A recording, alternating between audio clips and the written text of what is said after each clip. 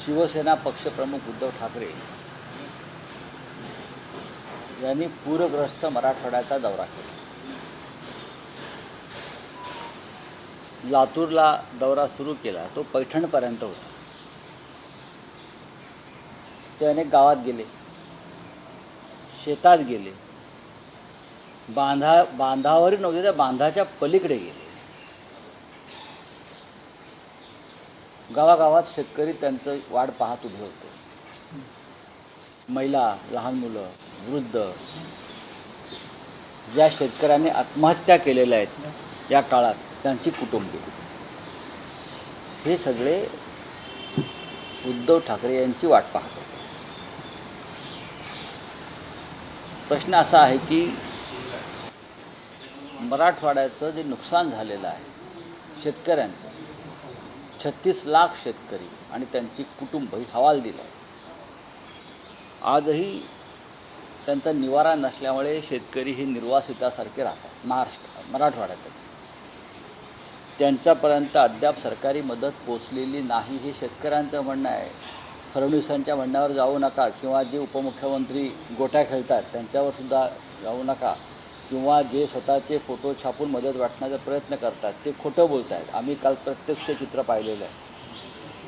अद्याप पंचनाम्याला अधिकारी पोचलेले नाहीत, मदत पोचलेली नाही. घराघरामध्ये पाणी गेलं आहे, वाहून गेलं आहे. शेतामध्ये नद्यांचा प्रवाह वळला. शेतीमध्ये म्हणजे शेती राहिलेलीच नाही आहे, जमीनच राहिलेली नाही आहे. म्हणजे भविष्यामध्ये माझी शेती कुठली आणि तुझा बांध कुठला हे सुद्धा लोकांना कळणार नाही, अशी परिस्थिती तिकडे आहे. शेतकऱ्यांनी उद्धव ठाकरे साहेबांना अत्यंत कृतज्ञतापूर्वक एकच सांगितलं की आपण जी कर्जमाफी केली त्या कर्जमाफीच्या आधारावरती आम्ही इथपर्यंत आलो. आता पुन्हा ही कर्जमाफी आमची केली नाही तर आम्हाला जगणं कठीण होईल. माननीय उद्धव साहेबांनी 2 मागण्या प्रामुख्याने केल्या. त्या म्हणजे हेक्टरी 50,000 रुपये हे नुकसान भरपाई मिळायला पाहिजे. देवेंद्र फडणवीस यांनी जे निकष लावलेले आहेत ते निकष अत्यंत चुकीचे आहेत. त्यानुसार शेतकऱ्याला एकरी 3,000 ते 4,000 रुपयाच्या वर मदत मिळत नाही आहे. ती जेव्हा हातात येईल तेव्हा हातात येईल. 50,000 रुपये ही मदत हेक्टरी मिळणं गरजेचं आहे. पंजाबसारख्या राज्याचं उदाहरण माननीय उद्धव साहेबांनी दिलं. पंजाबमध्ये सुद्धा पुराची परिस्थिती अत्यंत गंभीर आहे. केंद्राने मदत केली नाही. मुख्यमंत्री भगवंत मान यांनी तिथे पंजाबच्या शेतकऱ्यांना 50,000 रुपये हेक्टरी मदत केली. ज्यांची घरं वाहून गेली त्यांना 45 दिवसात ते घरं बांधून देणार आहे सरकार. 45 दिवसाची कालमर्यादा आहे. महाराष्ट्रामध्ये सुद्धा 50,000 रुपये मदत मिळावी हेक्टरी, आणि कर्जमाफी शेतकऱ्यांची तात्काळ व्हावी. आता आपल्या सरकारकडे पैसे नाहीत, तिजोरी रिकामी आहे. ठेकेदारांकडून आलेला पैसा तिजोरीत गेलेला नाही.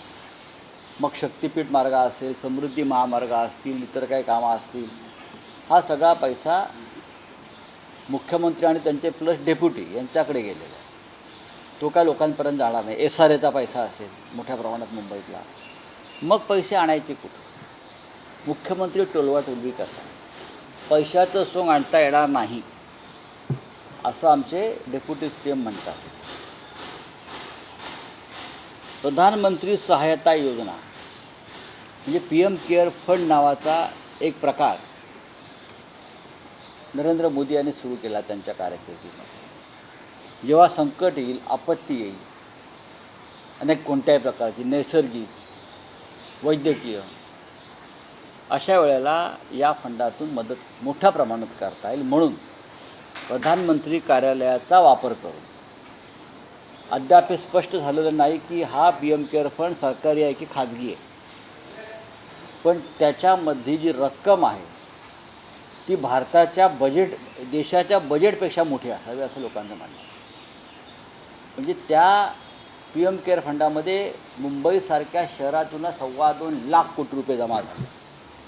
म्हणजे सन फार्मा, टाटा वगैरे वगैरे ज्या कंपन्या आहेत मोठ्या मोठ्या शेअर बाजार, त्यातूनच लाखो कोटी रुपये त्यांना देण्यात आले. तर आमची मागणी आहे, माननीय उद्धव साहेबांची मागणी आहे की PM केअर फंडातून त्या पैशाचा वापर करून महाराष्ट्रातील शेतकऱ्यांना कर्जमुक्त करावं. आणि देवेंद्र फडणवीस आणि त्यांचे जे 2 उप आहेत बरं का, त्यांनी 2 त्या उपटसुंबांना घेऊन प्रधानमंत्र्यांना भेटावं आणि मराठवाड्यातल्या आणि एकंदरीतच महाराष्ट्रातल्या पूरग्रस्त शेतकऱ्यांची काय परिस्थिती आहे हे त्यांना सांगावं. मला भीती वाटते की आम्ही जेव्हा काल फिरलो तर लोकांच्या डोळ्यात अंगार आणि संताप होता. लोक कदाचित सरकारला गावात येऊ देणार नाहीत म्हणून हे सगळे लोक बाहेरच्या बाहेर पळून गेले. एका गावात आम्ही गेलो, तिथे सगळ्यात अधिक नुकसान झालं बरं, धाराशिवमध्ये. आणि तिथे शिवसैनिकांची मदत पोचली, सरकारची मदत नाही, तिकडल्या आमदारांची मदत नाही. आम्ही विचारलं इथे आमदार कोण आहेत, तर लोक संतापाने म्हणाले इथे तानाजी सावंत नावाचे आमदार आहेत. तिथे शिवसैनिकांनी मदत पोचवली. मग आमदार कुठे आहेत, तर लोकांनी सांगितलं गाव पाण्यात आणि आमदार पुण्यात, तानाजी पुण्यात, अशी घोषणा तिकडे दिली. गाव पाण्यात आणि तानाजी पुण्यात. एक दिवस ते आले, मुख्यमंत्री आले, ते म्हणजे त्यांचा अख्खा मतदारसंघ पाण्यात असताना हे साहेब पुण्यात, आणि हे आम्हाला शिकवतात मदत कशी करा.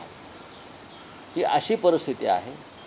तेव्हा हेक्टरी 50,000 रुपये आणि PM केअर फंडाच्या मदतीनं शेतकऱ्यांना कर्जमुक्ती द्यावी, ही मागणी शिवसेना पक्षप्रमुखांची आहे, शिवसेनेची आहे. आणि उद्धव ठाकरे साहेबांनी एक स्पष्ट केलं, मी परत येईन पुढल्या काही काळामध्ये, दिवाळीच्या आधी, आणि ही मदत जर तुमच्यापर्यंत पोचली नाही तर जनता जो निर्णय घेईल त्या निर्णयाशी मी बांधील आहे. जनता रस्त्यावर उतरणार असेल तर मी त्यांच्याबरोबरीनं रस्त्यावर उतरेन, हे त्यांनी स्पष्ट केलं आहे. आणि बहुतेक 11 ऑक्टोबरला मराठवाड्यामध्ये या विषयावरती जो प्रचंड मोर्चा शिवसेना काढते शेतकऱ्यांच्या प्रश्नावर, त्याचं नेतृत्व उद्धव ठाकरे करतील. धाराशिवमध्ये मोठ्या प्रमाणावरती प्रचंड नुकसान झालेलं असताना धाराशिवचे जिल्हाधिकारी आणि काही महसूल अधिकारी डान्स करत असल्याचा व्हिडिओ हा प्रचंड प्रमाणात व्हायरल झालेला. बघा, सरकार असंवेदनशील असल्यामुळे प्रशासनसुद्धा त्यापेक्षा वाईट पद्धतीनं असंवेदनशील झालेलं. प्रशासनावर कोणताही धाक नाही. शेतकऱ्यांची अशी तिकडे भूमिका होती. सरकारनं जरी आम्हाला तटपुंजी मदत पाठवली तरी अधिकारी इतके मस्तवाल आहेत ते आमच्यापर्यंत पोचणार नाही, ते आमचा छळ करतात. अनेक निकष लावून आमच्यापर्यंत मदत पोचणार नाही याची काळजी घेते. त्यातसुद्धा मोठ्या प्रमाणात घोटाळा होण्याची शक्यता आहे. त्याच्यामुळे असे अधिकारी जे आहेत नाचत आहेत, बागडत आहेत. आता एक तहसीलदार आपल्या खुर्चीवर बसून गाणं म्हणत होता निवृत्तीच्या काळात, म्हणून त्याला निलंबित करण्यात आलं. मग आता हे जे अधिकारी आहेत असंवेदनशील धाराशिवमधले, त्यांच्यावर तुम्ही काय कारवाई करणार आहात? की लोक तिथे चिखलात उपाशी आहेत, पाण्यात उपाशी आहेत, वाहून गेलेत, आणि तुम्ही नाचताय, ह्याच्यावर तुम्ही काय कारवाई करणार सांगा. शिवसेनेचा आहे. या क्षणी आम्ही काल शिवसेनेचे नेते आमचे सहकारी अंबादास दानवे,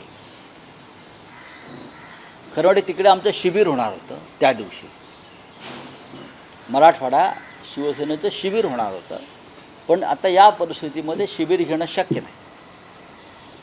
त्याच्यामुळे सर्व जिल्ह्यातून शेतकरी जे येणार होते त्याचं रूपांतर मोर्चात व्हावं आणि आपल्या मागण्यांसाठी सरकार दरबारी आवाज उठवावा, आक्रोश उठवावा असं ठरलं. आणि शिवसेना पक्षप्रमुख उद्धव ठाकरे हे त्या मोर्चाचं नेतृत्व करतील.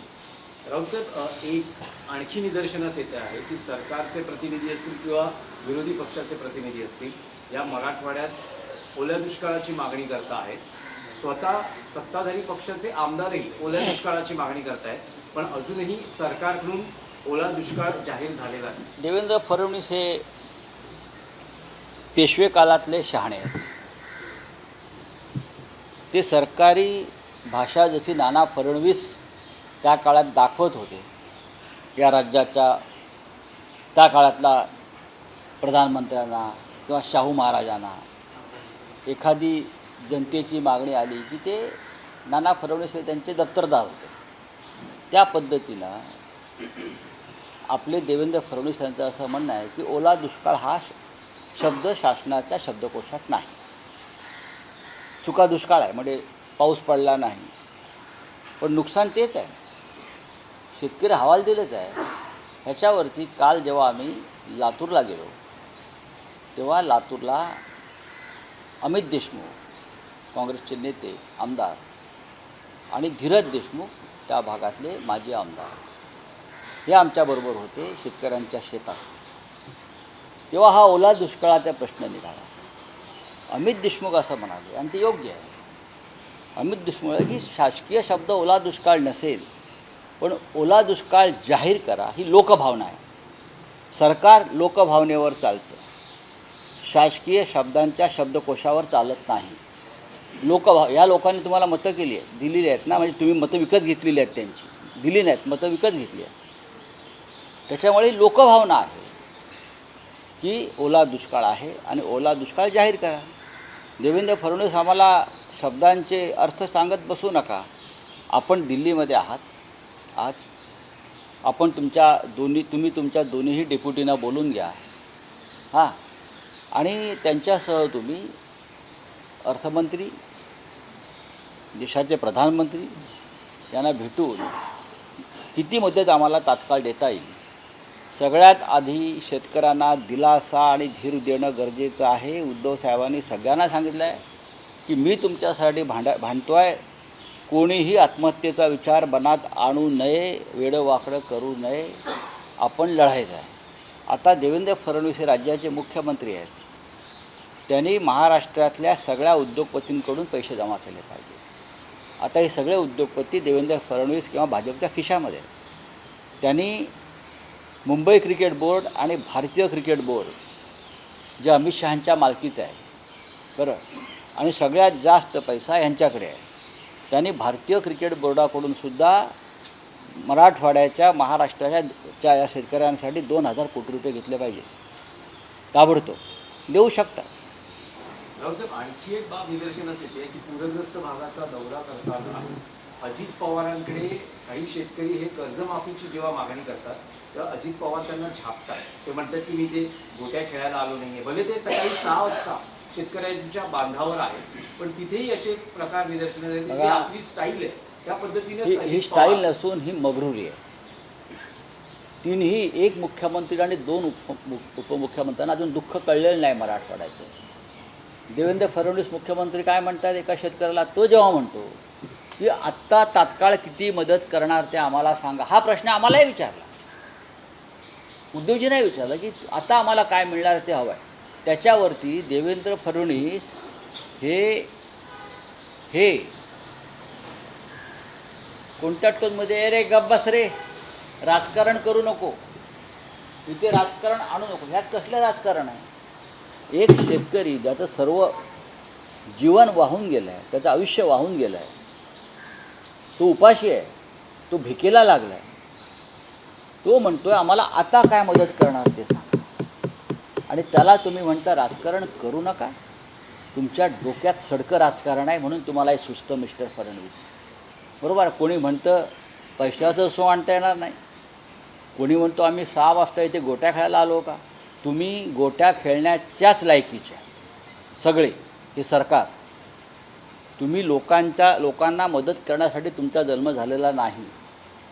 तुम्ही भ्रष्ट शासनकर्ते आहात आणि तुम्ही तुमची कातडी वाचवायला गेलेला आहात. तुम्हाला शेतकरी वाचवण्याचं काही पडलेलं नाही.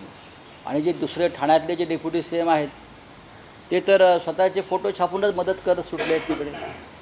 काय केलं या तिघांनी या राज्यासाठी? या परिस्थितीत पंजाबचा धडा घ्या. पंजाबमध्ये भगवंत मान ही त्यांची प्रकृती बरी नसताना, केंद्र सरकार मदत द्यायला तयार नसताना सुद्धा पंजाब सरकारनं शेतकऱ्यांसाठी या काळात पूरपरिस्थितीमध्ये अत्यंत मजबूतीनं मदत केली आहे. 50,000 एकर हेक्टर घरं बांधून देणार आहेत. ज्यांचे संसार वाहून गेले त्यांना संसार उभे करून देणार. तुम्ही आतापर्यंत काय केलं आहे? तुमचे पंचनामे अद्याप सुरू झालेले नाही आहे. तुमची प्राथमिक मदत अद्याप पोचलेली नाही आहे. काल सन्माननीय उद्धव ठाकरे यांनी जो आक्रोश पाहिला गावागावात, 6 जिल्ह्यामध्ये काल गेले, जवळजवळ 6 जिल्ह्यात, चिखलात, बांधावर, घरात, कळंबमध्ये जेव्हा ते गेले तेव्हा गाडीच्या खिडकीवरती एक वृद्ध महिला धावत आली. साहेब, गरिबांच्या घरात कोणी येत नाही.